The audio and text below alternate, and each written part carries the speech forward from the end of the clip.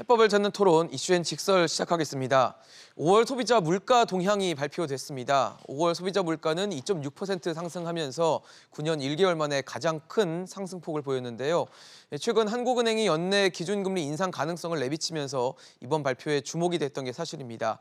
코로나19 사태 이후 1년 넘게 완화적 통화 정책이 이어지면서 인플레이션, 또 자산 거품 붕괴 등에 대한 우려가 커지고 있는 상황에서 이번 발표가 과연 어떤 의미를 담고 있는지, 또 우리 경제는 어떻게 대비를 해야 할지 지금부터 전문가들과 얘기 나눠보도록 하겠습니다.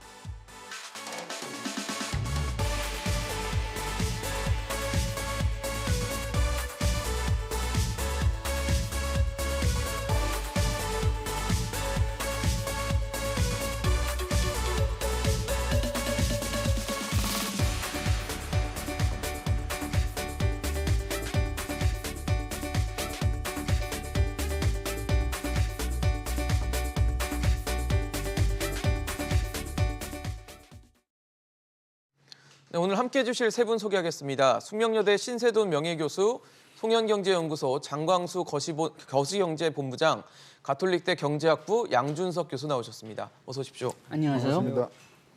네, 5월 소비자 물가가 발표가 됐는데 뚜껑을 열어보니까 1년 전보다 2.6% 상승했습니다. 이 수치는 9년 1개월 만에 가장 높은 숫자라고 하는데요. 글쎄요, 사실 예견은 됐었거든요. 지난해 5월에 마이너스 0.3%였기 때문에 기저효과도 있고 최근의 물가 상황을 봤을 때 높게 나올 것이다라는 예측은 했지만 결과적으로 2.6%입니다. 신 교수님 어떻게 좀 보세요?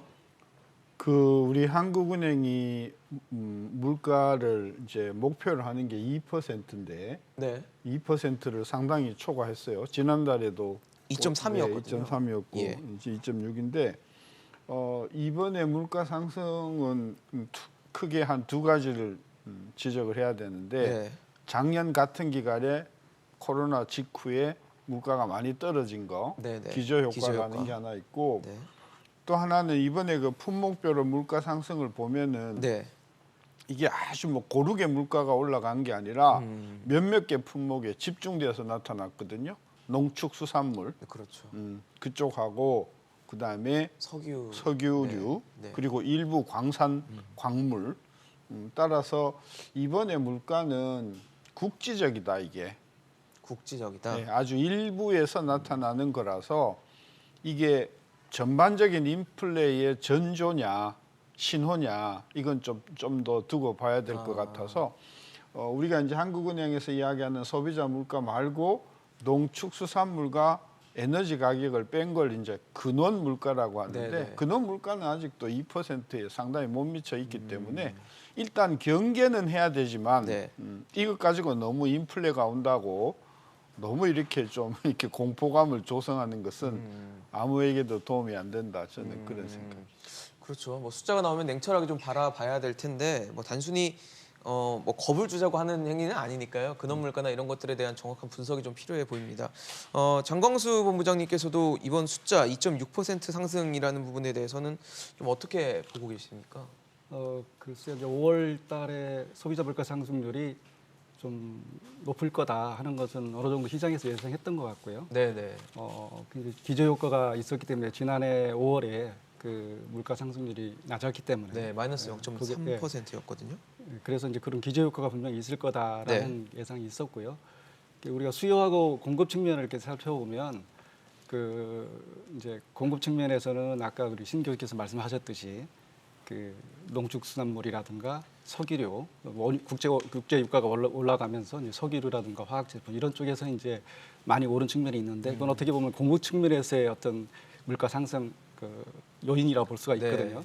근데 다른 측면에서 이제 수요 측면에서 보면 아직은 우리가 이제 소비가 좀 어느 정도 회복이 되고 있지만 우리가 GDP 갭률을 보면 아직은 마이너스 상태거든요. 물론 이제 GDP 갭 쪽에서 그 갭이 좀 줄어들고 있는 거는 확실한 것 같습니다. 근데 그게 이제 마이너스라는 건 어떤 의미로? 그러니까 GDP 갭이 이제 플러스가 된다 그러면 물가 상승 압력이 커진다는 얘기거든요.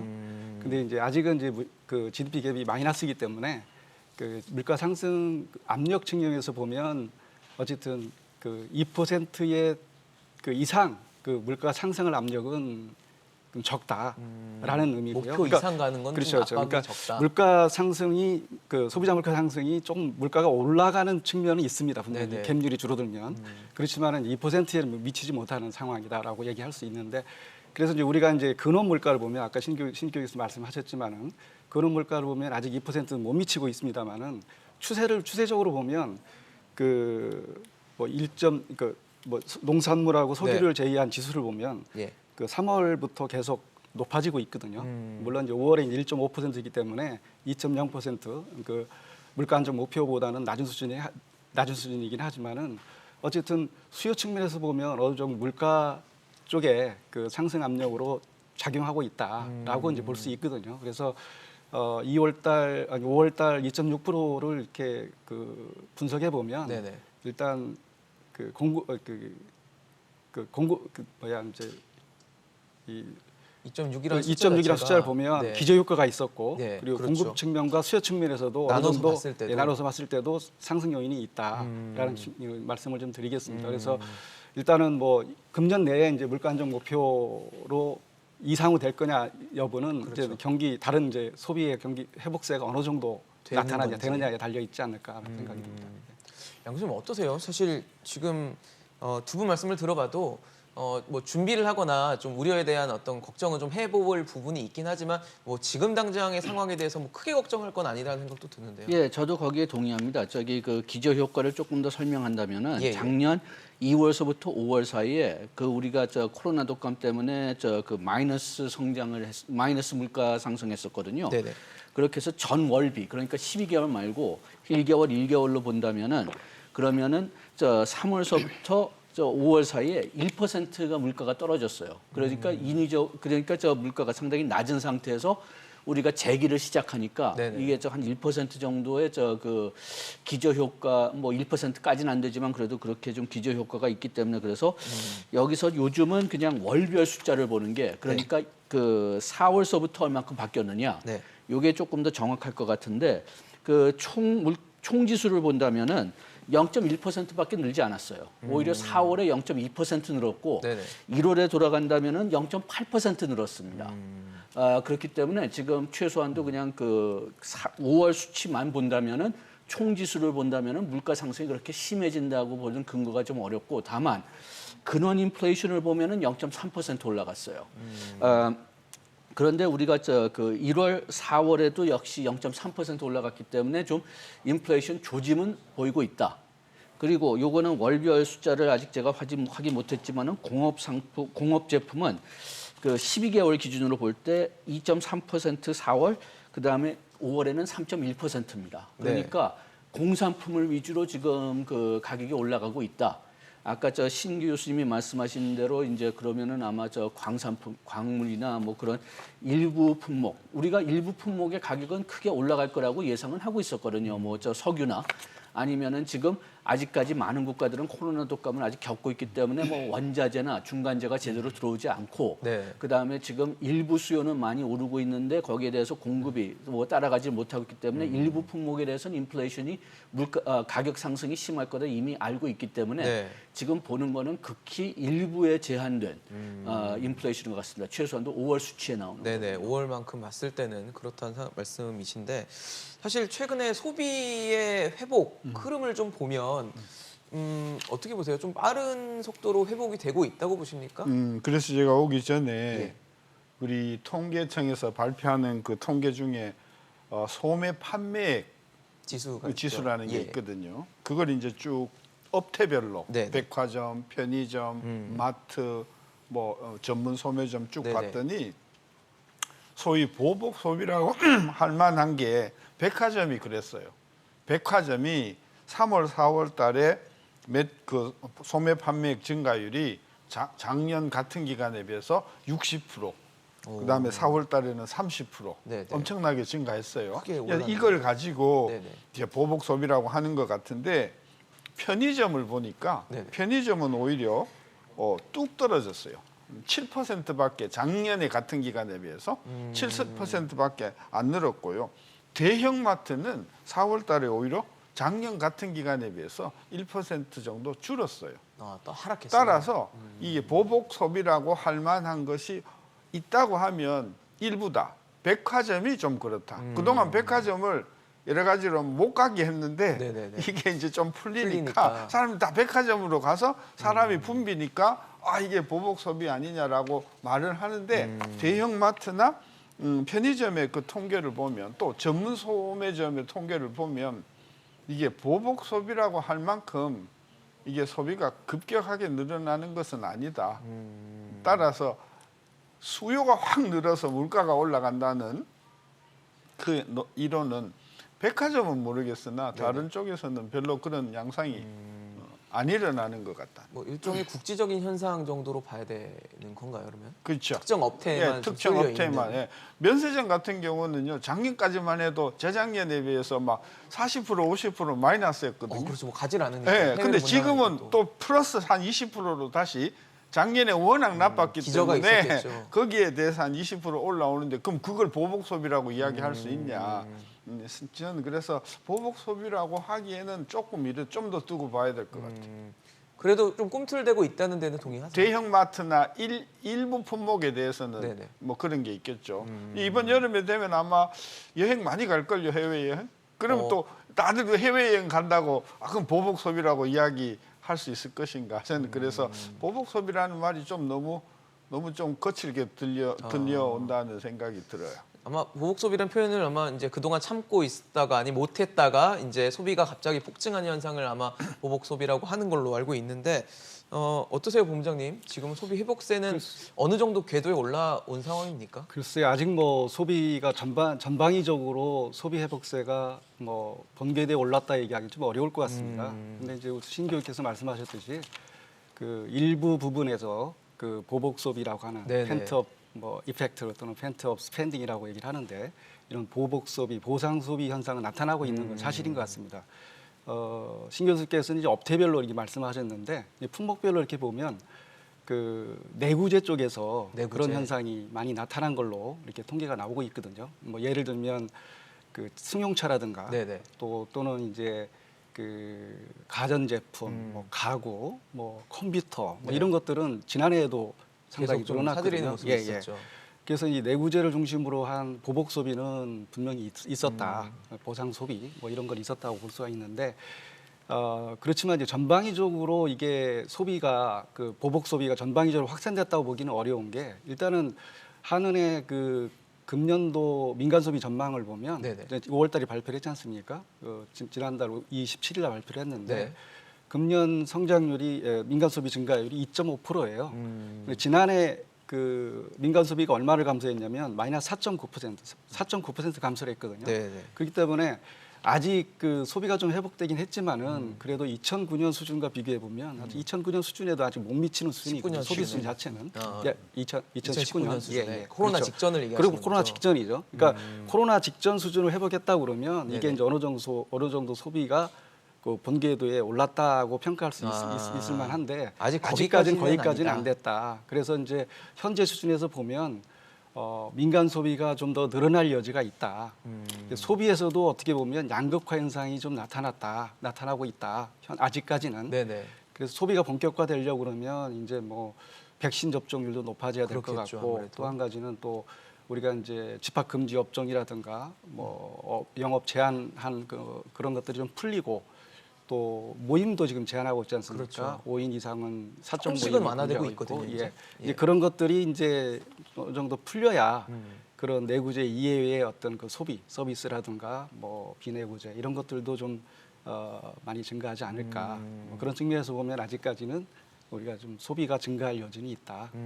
이렇게 볼 수 있습니다. 양 교수님, 그러면은 지금 사실 말씀을 해주셨던 것처럼 이제 백신 접종을 높이려고 정부가 굉장히 애를 쓰고 있거든요. 홍보도 하고. 그러면 백신 접종자들이 늘어날 거고 이제 뭐 마스크를 벗고 다니거나 이런 이제 케이스들이 발생을 하면서 뭔가 이제 소비가 더 넓어지는, 소비의 폭이 넓어지는 현상으로 가면은 혹시 뭐 우리가 목표로 하는 그 물가 상승률을 넘어서는 뭐 인플레이션 우려 이런 것까지 혹시 닿을 수 있는 우려는 존재를 하는 겁니까? 뭐 우려는 존재하지만은 금년에는 좀 어려울 거라고 봅니다. 왜냐하면은 지금 집단 면역이 생길 거는 지금 저 정부 계산으로는 11월이거든요. 11월이죠. 11월이니까 지금 얘기하시는 그런 시나리오가 나올 거는 11월 돼야지 좀 이제 시작이 된다는 거니까 금년에는 뭐 별 그렇게 영향 주지 않을 것 같고 네네. 오히려 인플레이션이 나올 좀 염려가 있는 거는 좀 수출 부분에 통해서 네네. 좀 나올지 않을까 좀 그런 걱정이 있어요. 왜냐하면은 지금 우리나라는 11월에 집단 면역이 될 거지만은 미국 여름에 집단 면역 형성될 것 같거든요. 그다음에 유럽도 이제 미국 같이 빠르진 않지만은 그래도 가을 정도 정상화될 것 우리보다 좀 같다고 앞서서. 한다면은 네. 그러면은 그쪽의 수요가 먼저 올라갈 겁니다. 그쪽의 수요가 먼저 올라갈 거고 아까 얘기했던 병목 현상. 예. 그러니까 수요는 굉장히 빨리 오르는데 생산은 거기에 못 따라가는 현상. 요게 있어가지고선 인플레이션이 올라갈 거고 네. 거기에 따라서 우리나라가 덩달아서 영향받을 가능성이 오히려 더 크다고 봐요. 네. 중요한 문제는 5월 뭐 이번 달 다음 달까지 물가는 뭐 지금부터 조금 올라가더라도 네네. 뭐 2.78까지 올라가더라도 크게 염려는 안 돼요. 일단 뭐 기저효과를 딛고 이제 올라가는 것들이 있을 거고요. 저는 문제는 네네. 아까 지적하셨지만 이게 지금 한 5, 6개월째 계속 상승해가지고 소비자 물가가 네. 5, 6개월 계속 올라가가지고 지금 2.6에 와 있다는 거거든요. 사실 1월부터만 봐도 예. 계속 꾸준히 상승하는 올라왔어요. 숫자 자체가 네. 커지고 있거든요. 네, 거기에 문제가 있는 거예요. 그러니까 이 추세가 앞으로 계속 간다고 하면 아마 금년 지나기 전에 3%대까지 갈 수가 있겠거든요. 아, 올라가니까요. 네. 어쨌든. 그러면 이게 지금 수요 때문에 그런가, 공급 때문에 병목 현상이 있어서 그런가, 아니면 정말 우리가 염려하는 게 전 이거예요. 네. M2라는 게 있거든요. 네. 그 이제 우리가 총통화라고 하는데 그쵸. 제가 20년 동안 M2 증가율과 소비자 물가 증가율을 딱 찍어 보니까요. 네네. M2가 증가하고 거의 2년 뒤에는 예외 없이 소비자 물가가 올라요. 경계 수준까지 올라왔어요. 이게 2000년대 초에 그랬고 2010년대 초에 그랬어요. 근데 최근 통계가 2017년서부터 그러니까 네. 문재인 정부가 들어오고서부터 M2 증가율이 4% 정도 하던 게 4% 정도 하던 게 이번 달에 얼마가 왔더니 11%예요. 3배가 됐네요. 숫자로. 그러니까 2년 동안 M2 증가율이 3, 4%대에서 11%를 돌파를 했단 말이죠. 이렇게 한 2년 동안 꾸준히 M2가 증가하면 지난 20년 동안 대한민국의 소비자 물가는 반드시 한 1년 반 내지 2년 시차를 두고 반드시 소비자 물가가 공조가 경계 된다는 수준까지 거죠. 올라왔어요. 따라서 저는 무엇을 우려하냐 하면 아마 전 이주일 총재도 이걸 걱정할 것 같아요. 왜냐하면 저보다도 이걸 더 많이 들여다보고 계실 그렇죠. 테니까. 예.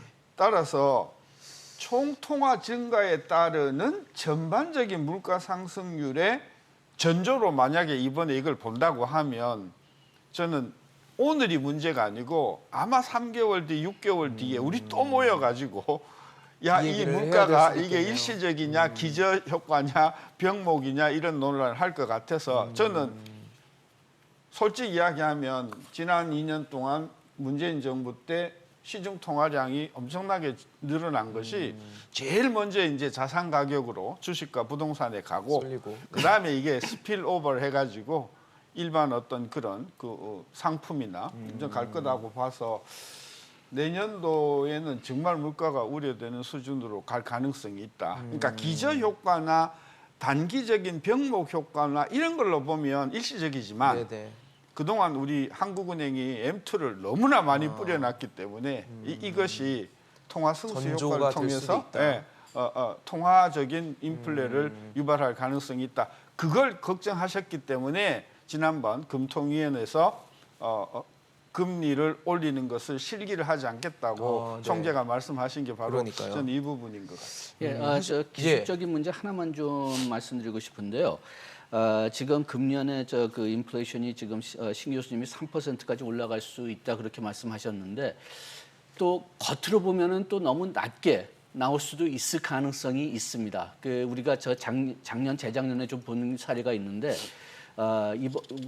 역시 월별로 보면은 작년 여름 그리고 이번 겨울에 일시적으로 인플레이션이 굉장히 많이 올라간 달들이 있었어요.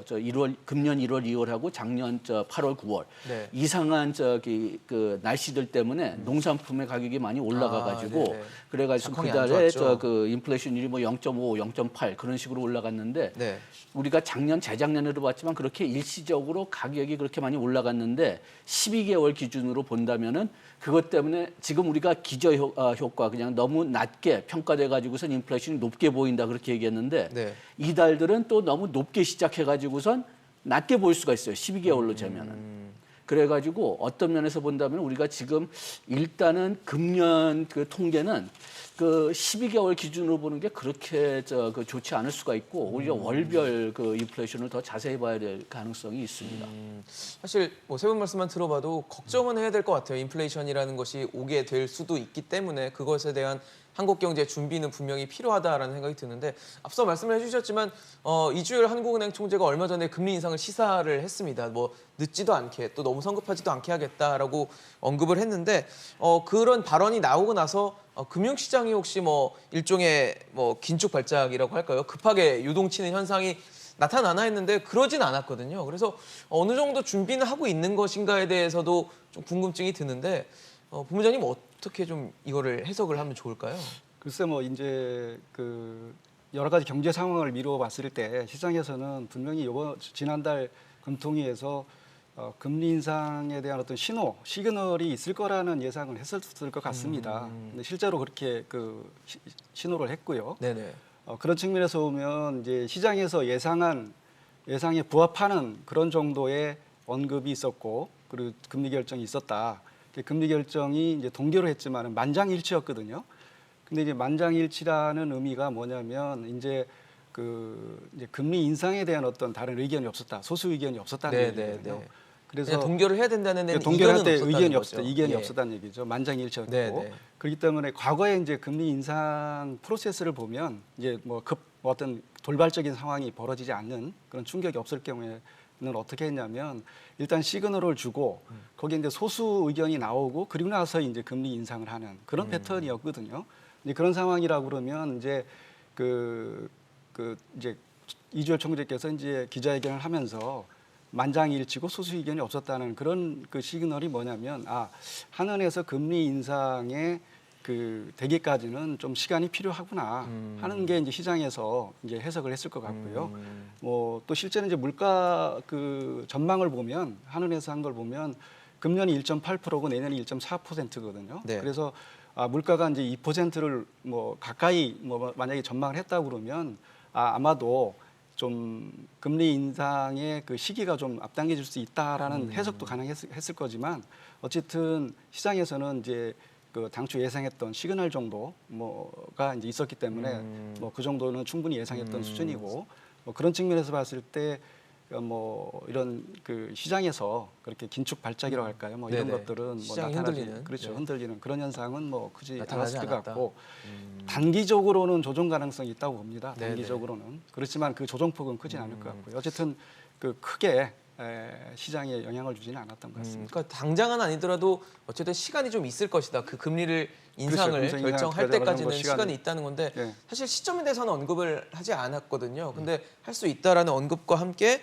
연준보다도 먼저 올릴 수도 있다는 식의 발언을 하면서 이게 그러니까 연준을 따라가는 게 나중에 금융 불균형을 심화시킬 수 있다라고 발언을 하니까 연준을 따라가기보다는 우리가 선제적으로 올릴 수도 있나에 대해서도 좀 궁금해지는 부분이거든요. 그러니까 제가 2000년서부터 한국은행이 기준금리를 올린 행태를 쭉 보면 올리는 경우에 내리는 경우에는 동조적으로 내린 경우가 굉장히 많아요. 미국이 내리면 같이 따라 내리고 한 적이 많은데 올릴 때는 항상 늦게 올렸어요. 연준의 결정이 있고 네. 그 후에 올렸다 네. 말씀이신 거죠? 네. 그리고 이번에도 저는 별로 다르지 않을 거라고 보는데 내년 대선 3월 달 있기까지 저는 한국은행은 절대로 기준금리 못 올릴 것. 아니 물가가 3 아니라 3.5까지 가더라도 저는 못 올릴 거라고 생각합니다. 지금 저희가 화면에 우리나라와 미국의 기준금리 추이를 좀 보여드리고 있는데 2015년, 16년 사이에서부터 미국이 금리를 올릴 때도 우리는 오히려 인하를 하는 모습도 좀 보였고요. 그다음에 뒤늦게 올리는 모습을 보이는 거 보니까 아까 신 교수님 말씀하신 미국이 뭔가를 행동을 액션을 취해야 우리가 취하는 그런 양상들이 있었던 건 맞네요, 확실히. 그리고 아니 저기는 지금 저 훨씬 거슬러 올라가서 제가 2000년도까지 네네. 거슬러 올라가서 찍어 보면 예. 그러고요. 제가 오늘 아침에 이거를 쭉 보면서 이제 놀란 건데 아마 한국은행도 거의 저는 같은 생각일 거라고 보는 게 아까 이야기했잖아요. M2 증가율이 올라가면 네네. 반드시 물가 상승이 따라왔어요. 앞서 말씀하신 그다음에 기준금리죠. M2 증가율이 떨어지면 네. 물가가 확실히 떨어졌어요. 어느 정도 연동이 돼 있다는 다만 얘기네요. 한 1년 반, 한 18개월 시차는 정도 있고. 시차가 있어요. 우리가요 한 10년 전만 해도 한은의 목표 물가 상승률이 3%였거든요. 지금 2%예요. 그렇죠. 그 왜 떨어졌을까요? 왜 3%이던 나라가 왜 2%로 떨어졌을까요? 보면요. 2008년도, 9년도에 총통화 증가율이 16%였었거든요. 네. 그 금융위기 전후해서 네. 그게 3년 뒤에 얼마까지 떨어지냐면요. 3.5% 증가 속도로 떨어져요. 16%든 게 3%대로 떨어지거든요. 3%대로 총통화 증가한다는 거는 거의 경제를 죽이는 거나 마찬가지일 정도로 그걸 쪼우는 거거든요. 그런데 놀랍게도 그렇게 총통화 증가율이 줄어들고 나서 꼭 2년 뒤에 3%, 4% 넘어가던 소비자 물가 상승률이 1%대로 가라앉거든요. 그리고 그 다음에도 3%에서 10%까지 M2 증가율을 올렸더니 바로 물가 상승률이 3%대까지 올라가면서 한은을 긴장시키게 만들었었거든요. 그러니까 그런 것을 보면 한국은행에서도 이게 M2 증가율이 지금 11% 증가하고 있는데 네. 이렇게 가다가는 이제 물가를 통제할 수 없을 것이다라는 생각을 하는데 이게 이 총재님이 이제 임기가 얼마 안 남았잖아요. 네. 근데 내년인가로 이제 제가 알고 있는데 통화 증가율하고 네. 이렇게 물가의 관계를 단순히 이렇게 비교하는 것도 사실은 조금 더 조심해야 될 것 같습니다. 왜냐하면 한국은행에서 정책을 하는 데 있어서 물론 이제 통화량 증가율도 보지만 사실 금리를 중심으로 보지 않습니까? 네네네. 그래서 사실은 이제 기준금리를 조정하다 보면 당연히 이제 통화량하고도 연계되기 때문에 통화량을 목표로 해서 하는 게 아니기 때문에 통화량이 물론 이제 증가해서 물가가 영향을 주긴 하겠지만 네네. 그걸 인과관계를 바로 다이렉트 연결시켜서 해석하는 거는 조금 조심할 필요는 있고요. 한 가지 요인만으로 결정되는 건 그렇죠. 아니다라는 여러 가지 말씀 주시는 결정 거죠? 요인이 있고 예. 또 실제로 한국은행에서 기준금리를 가지고 할 때 기준금리가 낮다. 근데 기준금리 수준하고 이제 자연이자율이라든가 중립금리라든가 이런 금리 수준하고의 어떤 비교를 통해서 우리가 물가 가 어느 정도 영향을 줄 건지 그런 거를 좀 판단을 하겠죠. 판단해야 되는 게 네네. 아닌가. 사실 여러 가지 요인을 갖고 그냥 단순한 현상만 가지고 우리가 그게 원인이다 이 얘기하기 위해는 여러 가지 요인들도 감안해서 봐야 되지 않겠느냐. 그래서 물론 이제 신 교수께서 말씀하신 그 내용도 사실은 우리가 귀담아 듣고 평가를 해야 되겠지만 전조의 일부가 될 수 있다라는 말씀을 여러 가지 주시는 다른 거기 요인도 때문에, 함께 고려해서 특히 단순한 어떤 인과관계만 고려해서는 좀 잘못하면은 오판할 수도 있거든요. 그래서 그러니까 제 그런 측면을 포인트는 좀 이거예요. 총통화 증가율이 16% 가면 절대로 소비자 물가가 3% 아래로 안 떨어져요. 우리가 총통화 증가율이 14%, 16% 적이 있거든요. 2000년대서부터. 네. 그러니까 김대중 대통령과 노무현 대통령 시절에 총통화 증가율이 14%, 15%, 16%였었거든요. 그때는 물가 상승률이 3%를 목표로 상회했다. 삼고 상회했어요. 근데 이명박 정부 들어오기 전에 총통화 증가율을 10%대에서 3%, 4%대로 떨어뜨리니까 바로 물가가 1%, 2%대에 안정화됐거든요. 그러니까 3% 목표 물가에서 2%로 단층이 떨어지는 원인이 뭐냐?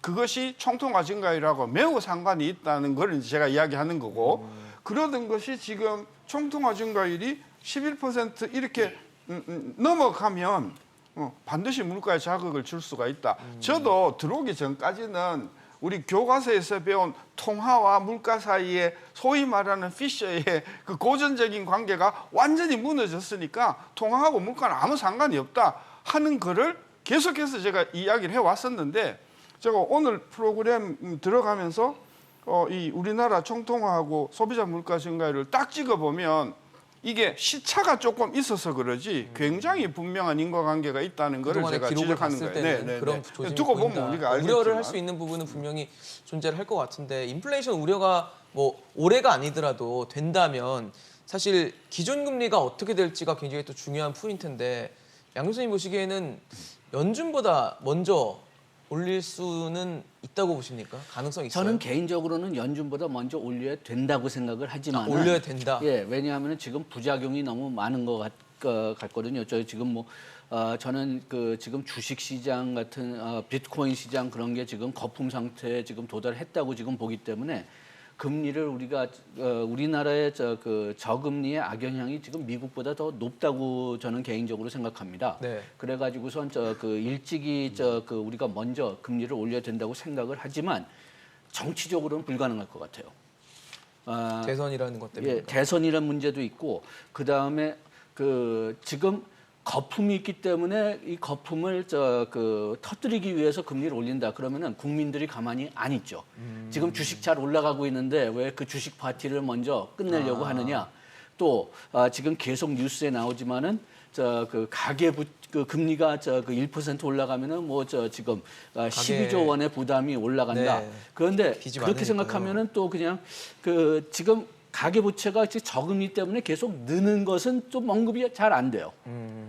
그래가지고선 이렇게 뭐 가계부채가 너무 느는 것도 좀 맞고 그 다음에 뭐 그 부담이 있다고 해도 대부분의 부담은 그래도 그 부담을 감당할 수 있는 그 고소득층에 가기 때문에 금리를 올려야 된다고 생각하지만 이런 문제들이 있기 때문에 그 한국은행이 금리를 미국 그 연준보다 더 먼저 올리기는 정치적으로는 거의 불가능하다고 봅니다. 쉽진 않다. 결국은 따라가는 모양새가 될 결국은 거라는 말씀이시네요. 그 미국 연준을 올리는 게 빌미를 제공하니까 그러니까 따라갈 수밖에 없는데 순수하게 지금 뭐 통계나 경제 상황으로 본다면 제 개인적인 생각은 4분기에 올려야 된다고 생각합니다. 근데 이 미국의 연준이 이제 금리를 언제 인상할 거냐 하는 거를 우리가 생각해 보면 그렇죠. 그 단기간에 이루어지긴 힘들거든요. 왜냐하면 과거에도 이제 그 글로벌 금융 위기 때도 보면 그 미국이 양적 완화를 했잖아요. 네. 그 금리를 최저선 낮추고 금리를, 네. 양적 완화를 했고 그 양적 완화를 실시한 후에 그걸 종료하는 데까지 그게 한 7년인가 걸렸거든요. 네. 그러니까 이제 양적 완화를 실시해서 양적 완화 규모를 줄여가는 네, 테이퍼링이라고 테이퍼링하고. 그러잖아요. 테이퍼링하고 그리고 이제 종료하고 그리고 나서 금리를 올렸거든요. 네, 네. 그게 이제 7년이라는 시월이 걸렸고 실제로 테이퍼링을 언급했을 때 긴축 발작이 일어났잖아요. 테이퍼 텐드럼이라고 신흥시장국에서 통화 가치가 급락하고 또 신흥시장국의 어떤 시장이 불안해지고 하면서 사실은 테이퍼링 언급하고 나서 실제로 테이퍼링 실시한 게 한 7개월 정도가 소요됐습니다. 그러니까 테이퍼링, 그러니까 자산 매입을 축소하는 그 것을 자산 매입 일단은 축소하는, 그렇죠. 점진적으로 한 다음에 네, 모든 게 금리. 끝나고 나서 그렇죠. 금리가 인상되는 예, 그런 프로세스이기 흐름이었다는 때문에 거잖아요. 단순히 금리만 가지고 비교하면 분명히 우리가 먼저일 가능성이 크고요. 대신에 이제 긴축 모드로 가느냐, 이제 기존의 완화 기조에서 이제 조금씩 이제 완화 기조를 축소해가고 네, 언제 돌아설 가느냐. 것인가. 그런 측면에서 보면 아마 그 시간이. 시점은 우리가 좀 늦을 수도 있고 우리가 그런 측면에서 보면 이제 조금 그 차이를 아마 안 두고 오히려 좀 우리가 늦을 수도 있지만 금리 인상 자체만 놓고 보면 우리가 좀 빠를 가능성이 높다고 네. 봅니다. 사실 금리를 인상하는 데는 여러 가지 요인을 고민을 해야 되는 그런 중요한 결정일 텐데 뭐 그러니까 경제 성장도 분명히 영향을 줄 거예요. 근데 지금 정부는 올해 경제 성장률 목표치로 4%를 내건 상황입니다.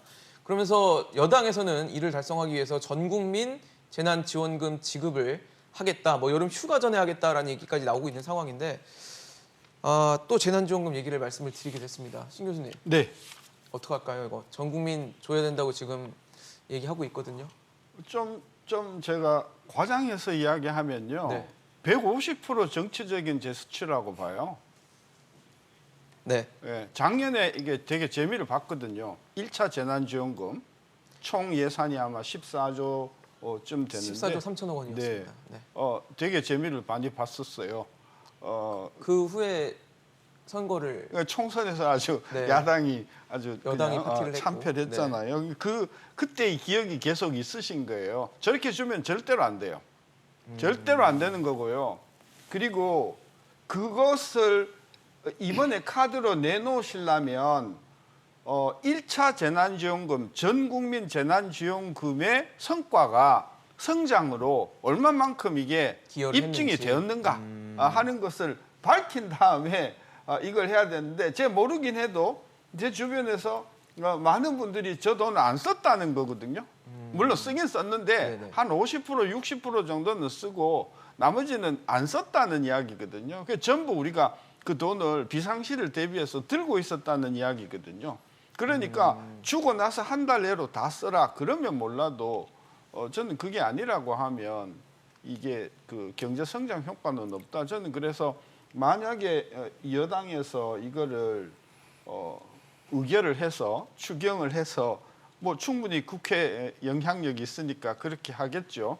할 거라고 봐요. 할 거라고 보는데 역사는 그걸 뭐로 평가할 거냐 하면 대표적인 그 정치적인 제스처였고 경제 성장의 효과도 별로 없고 결국은 재정만 악화시킨 문재인 정부의 가장 최악의 그 정책 중에 하나로 손꼽힐 거라고 봅니다. 2차 재난지원금. 네네 재난지원금을 지금 지급하는 것을 이미 문재인 대통령이 2월쯤에 한번 여당 지도부랑 간담회를 하면서 시동을 걸었습니다. 코로나 벗어날 상황이 되면 국민 위로 또 국민 사기 진작 차원에서 재난지원금을 줄 수 있다, 준비할 수 있다라는 식으로 얘기를 하고 나서 최근에는 뭐 여당의 유력 대선 주자들도 다 이거를 지금 힘을 보태고 있는 상황이거든요. 그러다 보니까 뭐 각종 논란은 있겠지만 뭐 하지 않겠냐라는 식으로 지금 많이 보세요.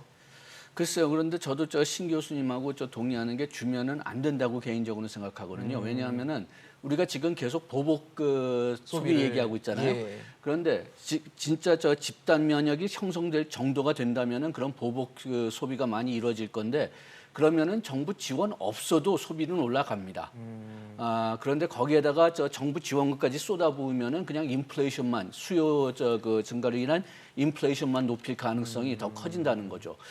부분적으로 피해 많이 받으신 분 이번이 이 코로나 독감이 아무래도 K형으로 저 자격을 줬고 양극화. K형으로도 네. 회복됐기 때문에 그 피해를 많이 받으신 분들한테 그 부분적으로 지원해 준다. 여기는 동의할 수 있지만은 모든 국민들한테 다 준다. 그러면은 아까 얘기했지만 지금 저 한국은행이든지 국내외 연구를 본다면은 뭐 미국도 마찬가지고 우리나라도 마찬가지고 한 3분의 1 정도밖에 더 안 썼다고 나오거든요.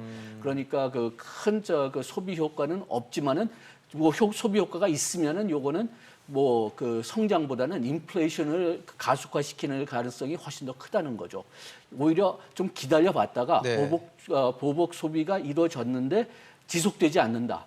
그렇게 해서 한 내년 정도에 가니까 다시 소비가 떨어진다. 그럴 가능성도 지금 저는 충분히 있다고 봅니다. 왜냐하면 우리 2019년에 성장률이 낮았기 때문에 정상화된다는 건 2019년으로 돌아가는데 저성장 정상화로 네네. 돌아가는 가능성이 있기 때문에 내년 봐가지고선 보복 소비가 일단 이루어졌다가 다시 적어졌다. 네네. 그러면 그때 쌓일지는 몰라도 지금은 아니다. 지금은 아닌 것 같습니다. 사실 근데 뭐 당정에서는 전국민 재난지원금에다가 자영업자 손실보상 그리고 백신 휴가제 지원까지도 검토를 하다 보니까 이게 현실 가능한 얘기인지 차라리 뭔가를 다 하기보다는 좀 선택과 집중이 필요한 건 아닌지 정말 힘든 분들에게 이 모든 재원이 들어가는 게 더 나은 효과를 낳을 수 있는 건 아닌지에 대해서도 좀 의견이 많거든요. 예, 그렇습니다. 뭐 이게 재난지원금이 정말로 이제 재난을 당해서 피해를 본 사람들한테 지원이 돼야 되는 측면이 있는 건데요. 아까 그 이제 전국민 재난지원금을 만약에 그 시행을 한다고 했을 네. 경우에 사실 그 당위성이 있어야 되거든요. 그러니까요. 근데 이제 정부가 금년도 성장 목표율을 이제 4%로 정했는데 한국은행에서 전망한 게 금년 4%는 된다는 얘기거든요. 오히려 그거보다 더 높아질 가능성도 있는 상황에서 거기다가 이제 전국민 재난지원금을 만약에 편성을 해서 지출을 하게 된다고 그러면 네.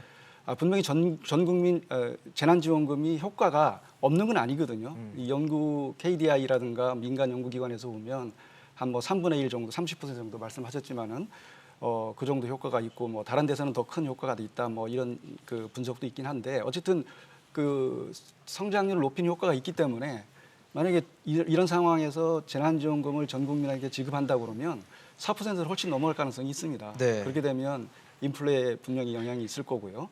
뭐 그런 측면에서 보면 전 국민보다는 이렇게 선별적으로 피해를 본 아까 그 소비 같은 경우에도 양극화 현상이 있다고 그랬지 않습니까? 네. 그렇기 때문에 좀 소비를 못하는 저소득층이라든가 또는 이제 예를 들면 뭐 이게 실직을 했다든가 또는 뭐 아직 미취업한 청년층이라든가 이런 네.